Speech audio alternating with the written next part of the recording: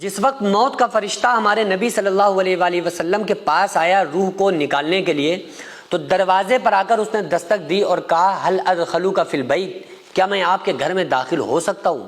تو آقا علیہ الصلوۃ والسلام چونکہ آپ کے اوپر بخار تھا، آپ بخار کی کیفیت میں تھے، بڑی سخت آپ کے اوپر بخار تھا، آپ کے پٹیاں رکھی جا رہی تھیں،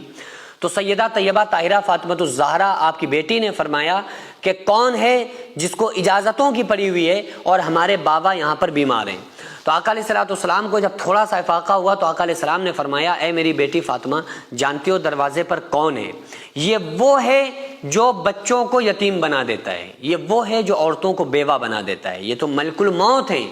تو اور آقا علیہ السلام نے حضرت ملک الموت کو اندر آنے کی اجازت دی۔ حضرت ملک الموت عزرائیل علیہ السلام، موت کا فرشتہ گھر کے اندر داخل ہوتا ہے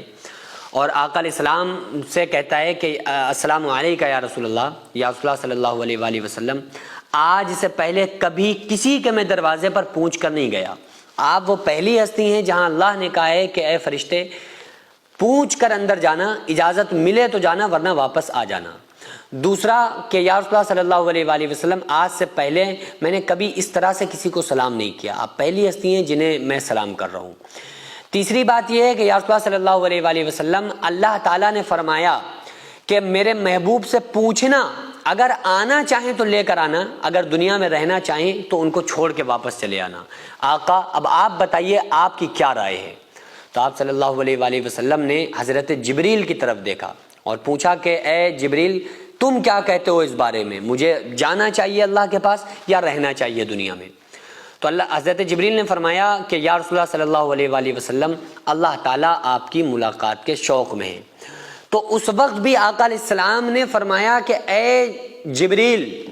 جاؤ پہلے میرے رب سے پوچھ کر آؤ کہ میرے بعد میری امت کے ساتھ کیا کرے گا، پھر میں جواب دوں گا، کیونکہ پہلے جو قومیں تھیں، پہلے جو پچھلے نبیوں کی جو امتیں تھیں، ان کو ان کے گناہوں کی وجہ سے کسی کو بندر بنا دیا گیا، کسی کو خنزیر بنا دیا گیا، کسی کے اوپر آگ کی بارش ہوئی، کسی قوم کے اوپر انگاروں کی بارش ہوئی، کسی قوم کو نیست و نابود کر دیا گیا، تہس نہس کر دیا گیا۔ تو اس بات کی بڑی فکر ہمارے نبی صلی اللہ علیہ وآلہ وسلم کو تھی اور آپ نے فرمایا جبریل میرے رب سے پوچھ کر آؤ میری امت کے اوپر کوئی ایسا عذاب تو نہیں بھیجے گا جس سے میری امت فوراً تباہ و برباد ہو جائے۔ تو اللہ تبارک و تعالیٰ نے فرمایا اے جبریل جاؤ میرے محبوب سے کہو کہ آپ کی امت کا ساتھ دوں گا، اکیلا نہیں چھوڑوں گا، انہیں نہ بندر بناؤں گا، نہ خنزیر بناؤں گا، نہ ان کے اوپر ان کے عذاب، ان کے گناہوں کے سبب ان کے اوپر عذاب کو بھی نافذ نہیں کروں گا۔ ایسا نہیں عذاب آئے گا کہ بس اچانک سے آیا اور ایک دم سب ختم۔ وہ قیامت کی جو نشانیاں ہیں، گناہوں کی نحوست کی وجہ سے جو چیزیں ہیں وہ تو الگ بات ہے، لیکن اچانک جیسے پچھلی قوموں پہ جو عذاب آئے اس طرح کا کوئی عذاب آپ کی امت کے اوپر نہیں آئے گا۔ تو آقا علیہ السلام نے ارشاد فرمایا قرۃ عینی یا جبریل، اے جبریل اب میری آنکھیں ٹھنڈی ہو گئیں، اللہم بالرفیق الاعلی، اللہ بے شک اب مجھے اپنے پاس بلا لے۔ تو جیسے ہی حضرت ملک الموت نے روح کو نکالنے کے لیے ہمارے نبی صلی اللہ علیہ وآلہ وسلم کے سینے پر ہاتھ رکھا تو آقا علیہ السلام نے ایک آہ بھری اور پھر آپ صلی اللہ علیہ وآلہ وسلم کو اپنی امت یاد آئی اور آپ نے فرمایا اے میری امت والوں، ایک آخری پیغام دے کر کے جا رہا ہوں، الصلاۃ الصلاۃ الصلاۃ، نماز نہ چھوڑنا، وما ملکت ایمانکم، غلاموں کے ساتھ، ماتحتوں کے ساتھ، نوکروں، بیویوں، بچوں، جانوروں کے ساتھ اچھا سلوک کرنا،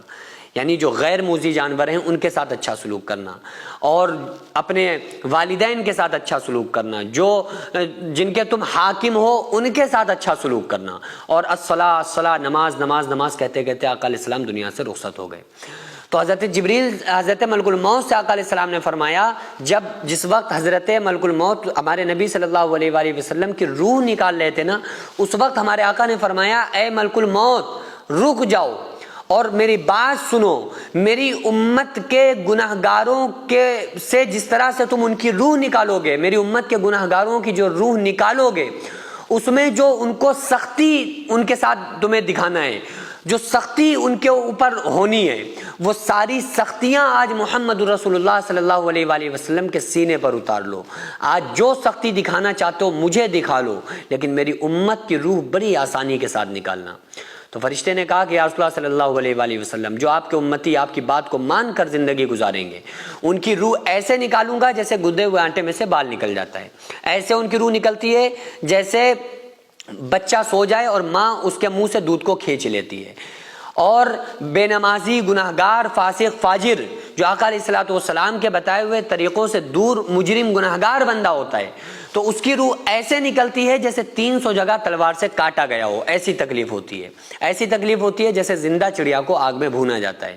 اس طرح سے اس کی روح نکلتی ہے۔ آقا علیہ السلام نے ارشاد فرمایا جیسے خاردار کانٹے دار ایک درخت کے اوپر بھیگا ہوا اون ڈالا جائے اور اس اون کو کھینچ لیا جائے تو جیسے وہ اون تار تار ہو جاتا ہے، اس طرح سے اس گناہگار انسان کی رگوں کو توڑ کر رکھ دیا جاتا ہے۔ تو کم سے کم ہم اپنے نبی صلی اللہ علیہ وآلہ وسلم کی آخری وصیت اور آخری زندگی کے جو الفاظ تھے ان کو مان کر ہی ہم زندگی گزارتے تو قیامت کے دن اپنے نبی صلی اللہ علیہ وآلہ وسلم کا سامنا بڑی خوشی کے ساتھ کر پانے کی ہمارے اندر ہمت ہوتی۔ سینکڑوں ایسے غریب پریوار جو فاقہ کر کے زندگی گزار رہے ہیں، اور بہت سے ایسے مجبور لوگ جو غربت کی وجہ سے بیماریوں سے جوجھ رہے ہیں اور ان کے پاس علاج کرانے کے لیے بھی پیسے نہیں ہیں، تو ان غریب فیملیز کو ہر مہینے ہماری سوسائٹی راشن دیتی ہے اور ان غریبوں کا فری میں علاج کراتی ہے۔ تو آپ لوگ ہمارے ساتھ مل کر ان بیوہ عورتوں اور یتیم بچوں کا سہارا ضرور بنیں اور ان کے راشن اور دوا علاج کے لیے زیادہ سے زیادہ تعاون کریں، اور یہ ارادہ کریں کہ غریب کے بچوں کو انشاءاللہ بھوکا نہیں سونے دیں گے، اور ہر ہفتے ہر مہینے آپ لوگوں سے جو بھی ہو سکے آپ تعاون ضرور کریں۔ ان کو 10-10 سال سے جو لوگ بستر پر پڑے ہوئے ہیں انشاءاللہ تعالی ہم سب مل کر ان غریبوں کا علاج بھی کرائیں گے، اور ہر مہینے انشاءاللہ تعالی ان غریبوں کو ہم راشن پہنچائیں گے۔ یہ سوسائٹی کا اکاؤنٹ نمبر ہے اور یہ اسکینر ہے، آپ لوگ اس اکاؤنٹ پر یا اس اسکینر کے ذریعے آپ غریب فیملیز کی ہیلپ کر سکتے ہیں۔